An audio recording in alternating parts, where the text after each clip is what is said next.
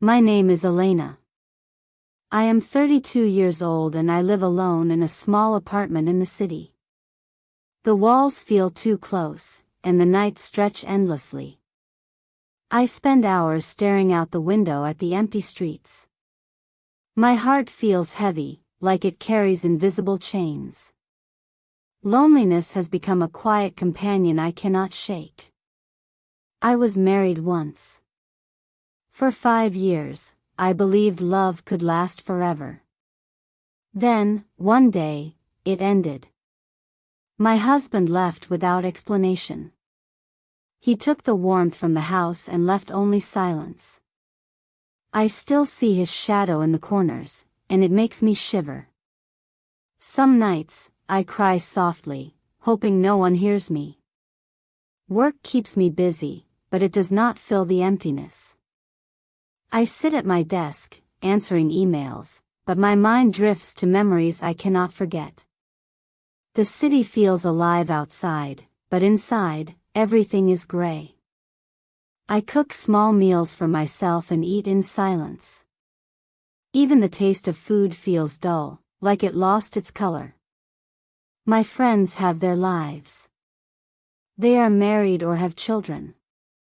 I am happy for them, but it reminds me of what I lost.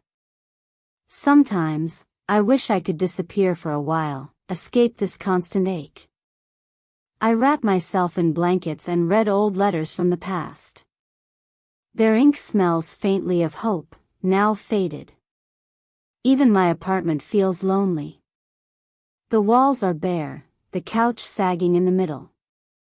I sit by the window in the evenings, watching the sunset bleed into the streets. A cold wind brushes against my face, reminding me of how empty I feel inside. I wonder if this loneliness will ever end. It was a rainy evening when I first saw him. He stood under the awning of the coffee shop across the street, shaking slightly from the cold. His eyes met mine for a brief second, and I felt a strange pull, as if the loneliness inside me recognized something familiar in him. He smiled, a small, hesitant gesture, and I couldn't help but return it. Something about him seemed gentle, careful. I watched him take a sip of his coffee, his hands trembling slightly.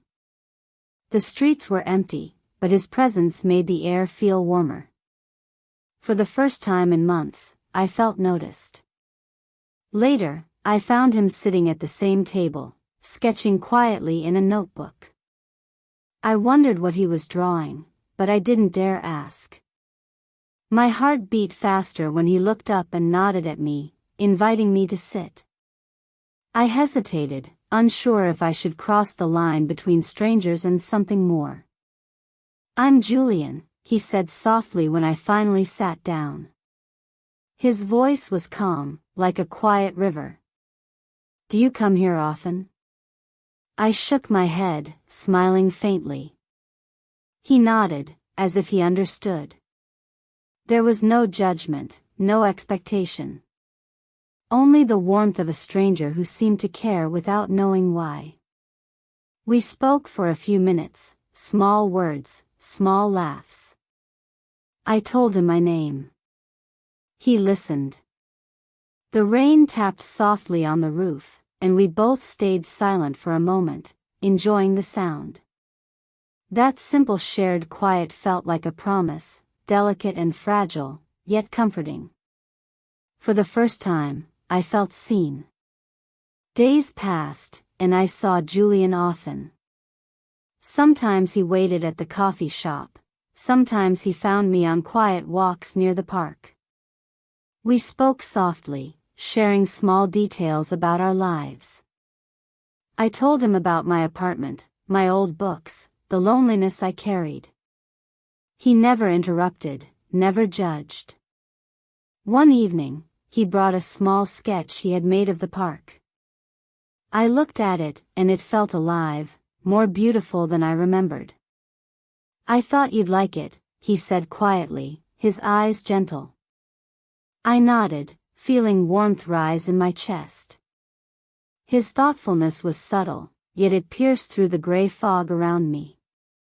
We began sharing lunches. Simple meals at corner diners, sandwiches, or soup.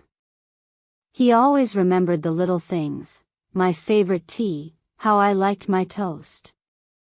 I started to feel a sense of belonging again. I laughed quietly at his jokes, and he smiled when I did. It was slow, but it felt real. Sometimes, we walked through the city streets at night. The cold air brushed our faces, and he held my hand, carefully, as if afraid to hurt it. We spoke of small dreams, like traveling to a quiet beach or visiting an old library. Those talks, gentle and soft, started to make the emptiness inside me shrink. One evening, I leaned on his shoulder as we sat by the fountain. The water shimmered under the lights, and his warmth against me was steady, comforting. "You make life feel lighter," I whispered. He said nothing, just held me tighter. The world outside disappeared, and for a moment, I believed I could be happy again.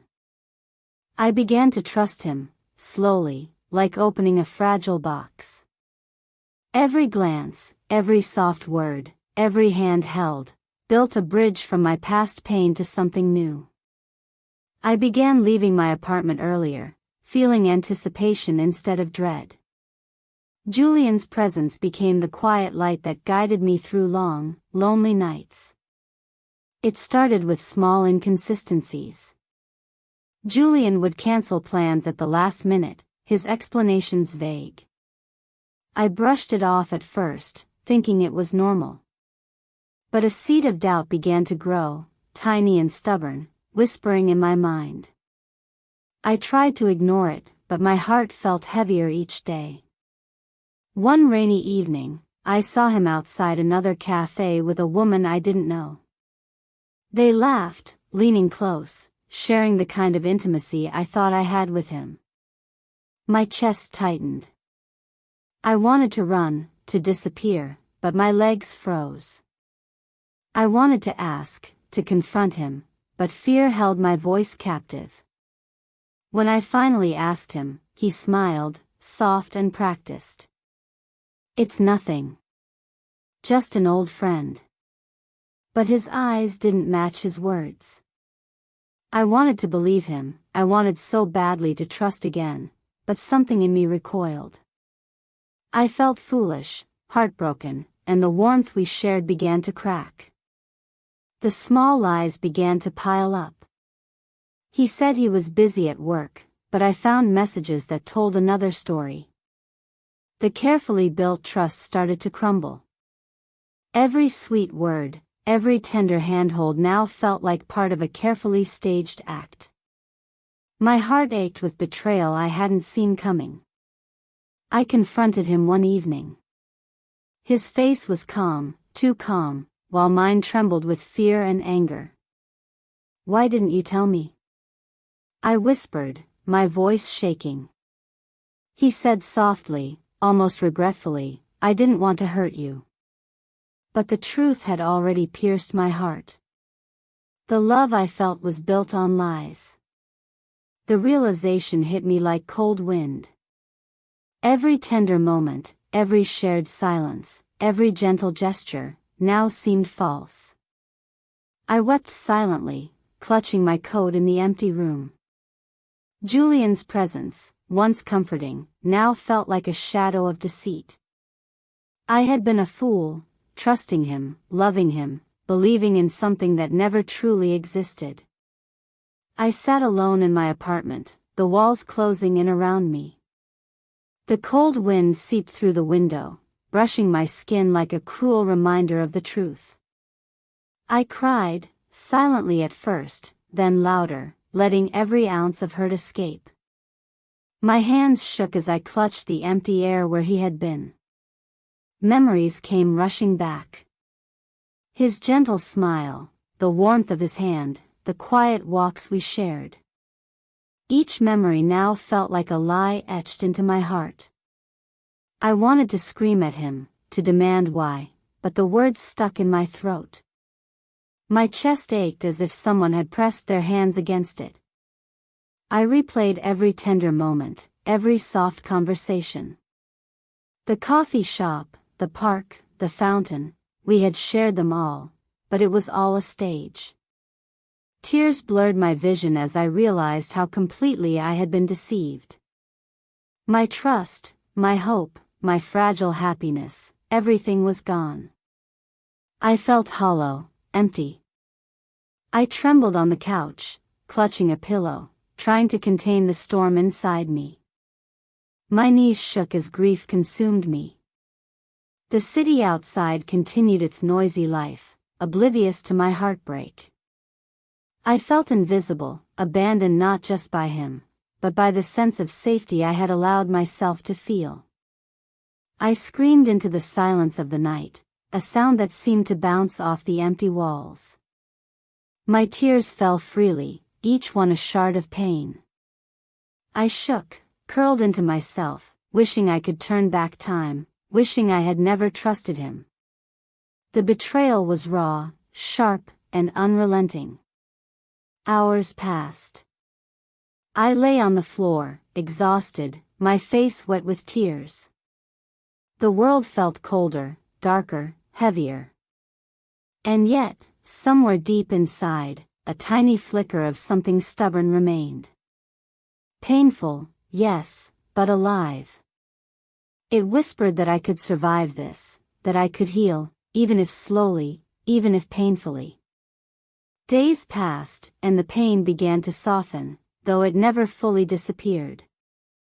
I started leaving my apartment again, feeling the sunlight on my face. The streets no longer seemed threatening, only alive. I realized I had survived the heartbreak, and that realization carried a quiet strength I hadn't known I possessed before. I spent mornings with old books and slow cups of tea. I walked in the park, noticing the way the wind moved the leaves, the subtle scent of flowers in the air. Life felt slower, gentler, and I began to cherish these small moments. I was learning to enjoy my own company again. I thought about Julian less and less. The memories stung, yes, but they no longer controlled me. I forgave him silently, not for him, but to free myself. The lie he loved had hurt me, but it could not define me. I realized I had a choice, to carry pain or to carry wisdom. One quiet evening, I sat by the window, watching the city lights flicker. A soft breeze touched my face, and I felt a fragile hope bloom inside me. I knew trust would be slow again, that love would require caution. But for the first time, I believed in the possibility of gentle, honest connections. I understood now that life could still be beautiful, even after betrayal. My heart was tender, but it was also stronger. I had endured, I had cried, and I had healed a little. The pain was part of me, but it no longer ruled me. I was learning to live again, fully, slowly, softly. I whispered to myself as night fell, I will be okay. I am okay. The empty apartment no longer felt like a prison. Instead, it became a place of quiet strength, a sanctuary for the life I would rebuild. And somewhere deep inside, I smiled, knowing I could love again, but first, I would love myself.